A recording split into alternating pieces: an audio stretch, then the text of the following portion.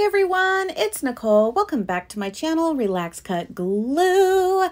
If you're new here, welcome. I'm so happy to have you here with me today. I missed you guys so much. I know I've been a bit MIA. I want to thank everybody who has reached out to me via messages, emails, etc. I will be replying to a lot of people today. Let me start off by telling you what I'm doing here in this project, and then I'll get on with where I've been and what I've been up to. So I have a sketchbook here. I got it at Target. It was like $4 and some change, and it's mixed media paper, so I can paint or draw or whatever I wanted on it. But I really have been into the spiral bound books lately because I find it a lot easier for me personally to collage in because the book opens and closes so easily.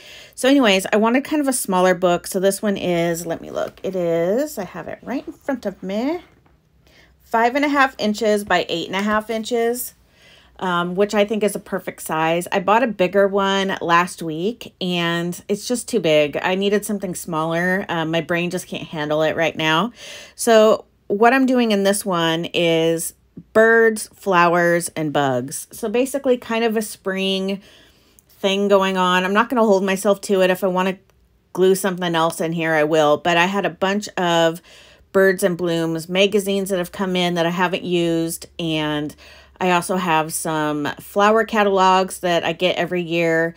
And so I cut up one Birds and Blooms yesterday and one flower catalog. And so right there in the beginning of this video here, I was kind of sorting out the birds and the flowers, and I have way more flowers than birds. But I have previously cut out a ton of birds because I bought at the thrift store a bird field guide. So I have a ton of those anyways. So I haven't even been in my craft room this week.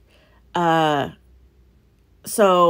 I'm a little rusty, and it's pretty odd for me not to come in here. It's kind of my place to be, but you guys, I've had so much going on. It's absolutely insane. I've recorded some videos and I just didn't like them, so I didn't post them, but, I don't even know where to start. First and foremost, I want to say my dad is still with us. I know a lot of you are really concerned. We were told he had days to weeks to live, and we're getting very close to the end now. So please pray for comfort for my father and my mom and my family and all of our boys and stuff like that, because it's been a very rough road. And not to put, my family's business out there, but cancer is cruel. It is just cruel. It's very cruel at the end, and it's really unfair. So anyways, yes, we are still going through that. And I still have my parents' dog. I'm taking her over today. My dad has requested a visit from her, which, in itself is also kind of hard to hear. But anyways, I'm just very blessed that we've had this extra time with my dad. We've had my sister's dog, who was 15 years old, just passed away this week as well.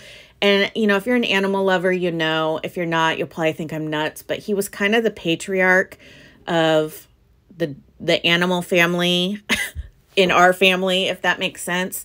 His name was Blue, and he was the coolest, sweetest, most well-behaved dog I've ever met in my entire life, and I can say that with full confidence.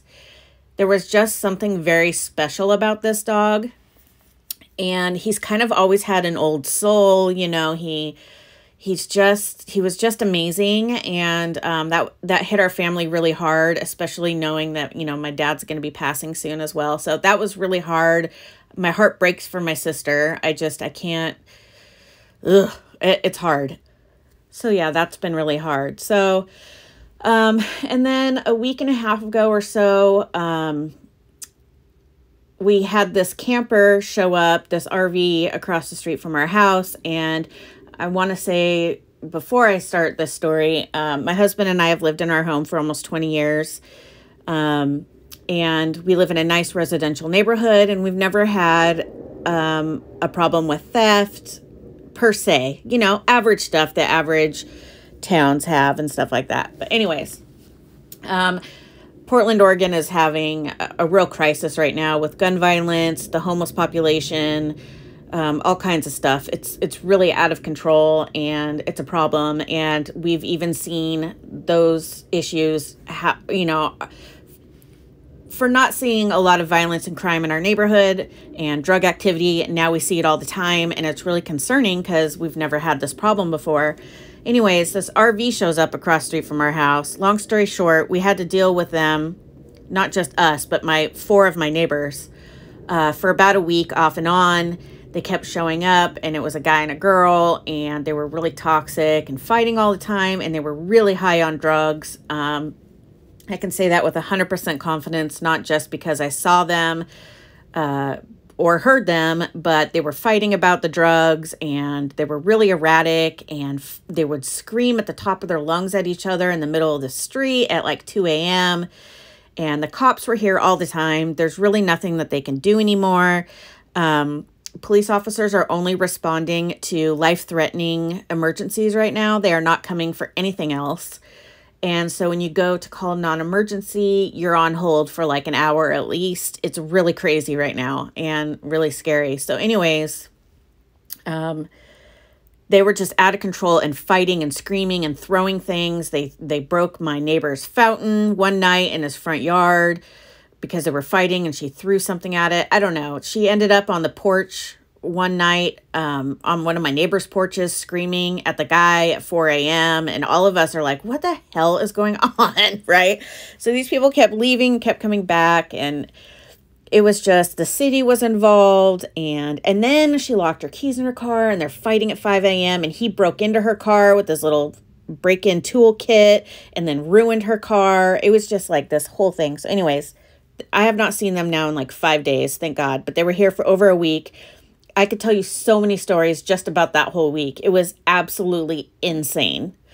But, you know, like, anyways, it was just, and, you know, you have to be careful about what you say and do with these people, because obviously you live here, and, you know, they could come and mess up your stuff, right? Like, or steal from you. And it was just really bad. And then, I don't even know. You guys, so much has been going on. I had a massive flare-up. I really have not been feeling good, and I think it's the stress that we've been going under, and oh man, you guys, it's one of those things where it's like one bad thing after another keeps happening. And so I try really hard lately to focus on the positive things that I can, read positive affirmations, do what I can, because I'm not, I could sit here and, you know, complain and be upset about all the things that are happening, but I feel like that just encourages more things to happen. I know that's weird. I want to think positive and, you know, not encourage more bad things to be happening.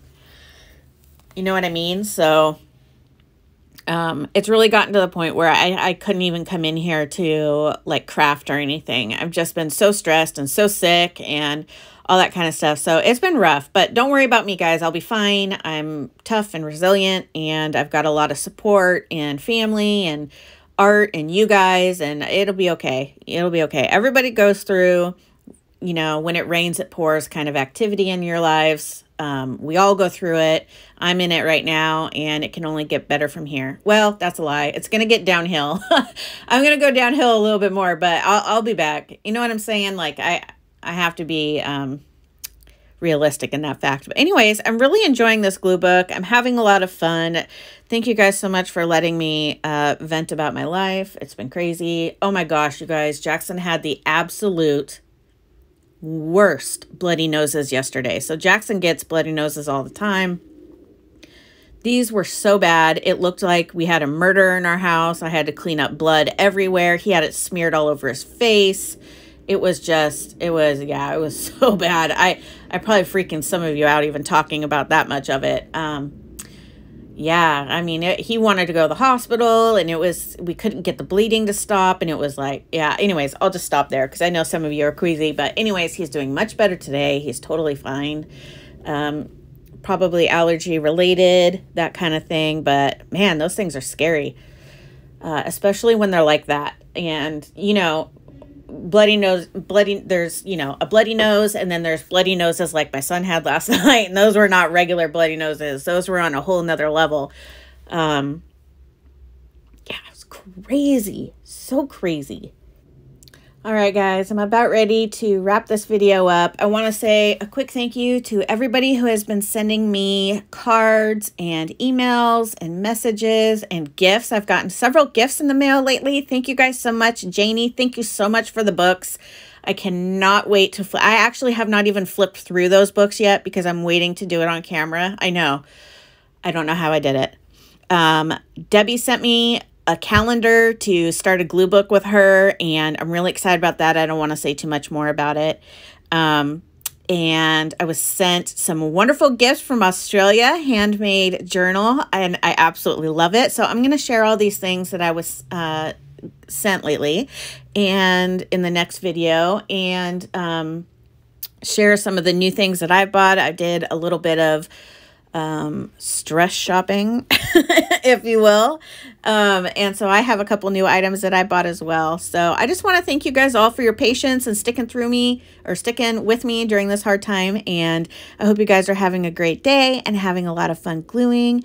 And I just want to say I missed you guys. Have a wonderful day, and until next time, bye.